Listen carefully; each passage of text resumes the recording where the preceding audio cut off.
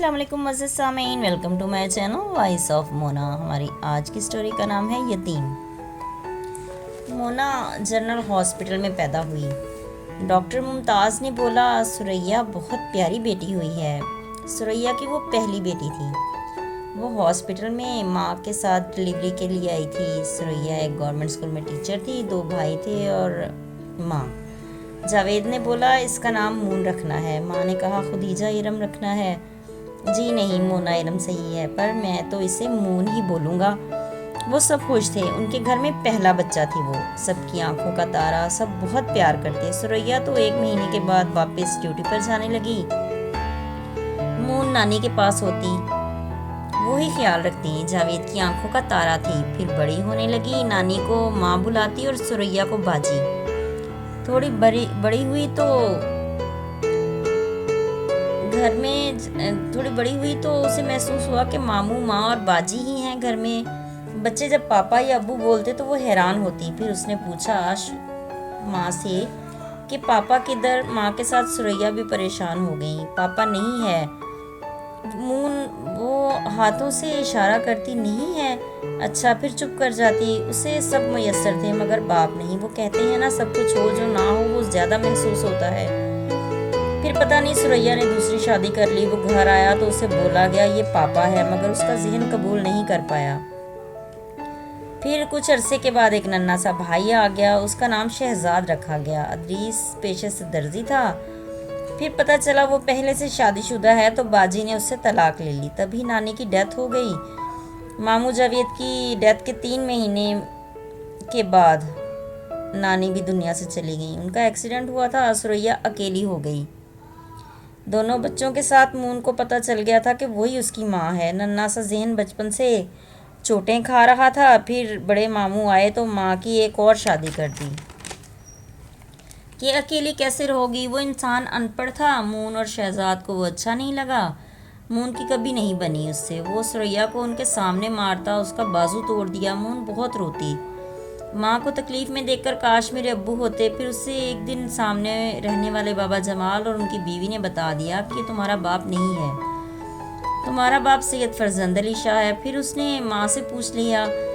وہ بڑی ہو چکی تھی، اسے اب سمجھ تھی۔ وہ رونے لگی اور بولی میں نے پوری کوشش کی لیکن وہ میرا نہیں بنا، وہ تو تمہارا باپ بھی نہیں بنا، تمہیں چھوڑ گیا۔ اس وقت مونا کو بہت برا لگا، اپنے وجود سے نفرت ہونے لگی۔ اس کا ذہن سب سے نفرت کرنے لگا۔ اسے سمجھ نہیں آ رہی تھی کہ قصوروار کون ہے اور کس کو الزام دے۔ ماں ہی سب کرتی تھی، اس کا سارا خرچہ، اسے پالا پوسا، اسے پیار کرتی تھی، پڑھا رہی تھی۔ سوال تو پہلے ہی دماغ میں بہت تھے، اب تو شور ہوتا تھا۔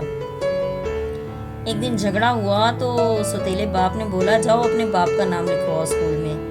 مونا کو یہ بات بہت بری لگی۔ دوسرے دن اس نے اسکول میں جا کر اپنا نام چینج کرنے کا بولا۔ پرنسپل نے اسے بولا ایسے نہیں ہوگا، برتھ سرٹیفکیٹ لے کر آؤ۔ ماں سے آ کے بولا تو انہوں نے کہا اچھا۔ ساتھ ہی ماموں نے بولا اسے مجھے دے دو۔ تب وہ امریکہ میں تھے، وہ آئے، پھر مونا کو برتھ سرٹیفکیٹ بنوا کر دیا گیا۔ وہ لینے ہی آئے تھے، سب کاغذات بن گئے۔ سریا کا دل نہیں تھا کہ وہ جائے، شہزاد اور وہ اکیلے ہو جاتے۔ مون بھی رک گئی مگر اسے پتا تھا کہ اس کی زندگی تباہ ہو جائے گی۔ باہر جاتی تو شاید زندگی سنور جاتی، پڑھنے کا آگے اچھا طریقے سے موقع ملتا۔ وہ رشتے تو رہے ہی نہیں۔ سریا بھی دنیا سے چلی گئی۔ مونا اور شہزاد کی غلط انسانوں سے شادیاں ہو گئیں، وہ بھی ہمیشہ ہمیشہ کے لیے جدا ہو گئے۔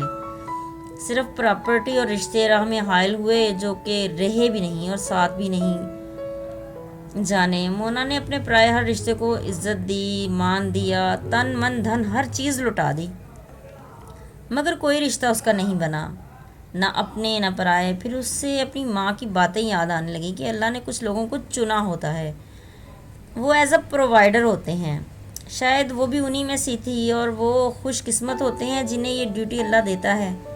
اللہ کے ہاں کوئی بھید بھاؤ نہیں، وہ سب کو دیتا ہے، مذہب غیر مذہب کے لوگوں کو، مسلم لوگوں کو۔ دینے والی ذات اس کی ہے اور دینے والا ہاتھ لینے والے ہاتھ سے 100 گنا اچھا ہوتا ہے۔ زندگی بہت سبق سکھاتی ہے اور لوگ بھی۔ مونا ایک بڑا سبق یہ سیکھ چکی تھی کہ لوگ ذلت بھرے رویے کے علاوہ کچھ بھی نہیں دے سکتے۔ اس لیے خود کو مضبوط کرنا ہے، اپنا سہارا خود بننا ہے۔ جن میں ٹوٹ کر دوبارہ جڑنے کی ہمت ہوتی ہے انہیں پھر کوئی توڑ نہیں سکتا۔ اسی میں انسان کی جیت ہے۔ انسان سب کچھ کرتا ہے مگر اگر بے فیض ہو جائے یا بے فیض لوگ مل جائیں تو دونوں راستے ہی تباہی کے ہیں۔ اس نے نہیں سوچا تھا کہ آنے والی زندگی میں کیا ہوگا، نہ ہی اس کی ماں کو پتا تھا کہ ان کی زندگیوں میں اس طرح کے لوگ آئیں گے۔ وہ بہت اچھی تھی اخلاق کی۔ میڈم ثریا شاہ مشہور تھیں تعلیم کے حلقوں میں، لیکن ان کو نہیں پتا تھا کہ لوگ کیسے آ کے زندگی تباہ کر جائیں گے۔ انہوں نے تو اچھا سوچ کر ہی کیا تھا سب کچھ، لیکن شاید ان کے دونوں بچوں کو اچھے لوگ نہیں مل پائے۔ یہ بھی قسمت کی بات ہوتی ہے۔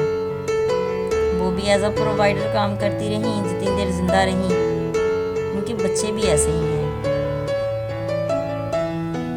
جیتے رہیے، خوش رہیے، ملتے ہیں اگلی کہانی کے ساتھ۔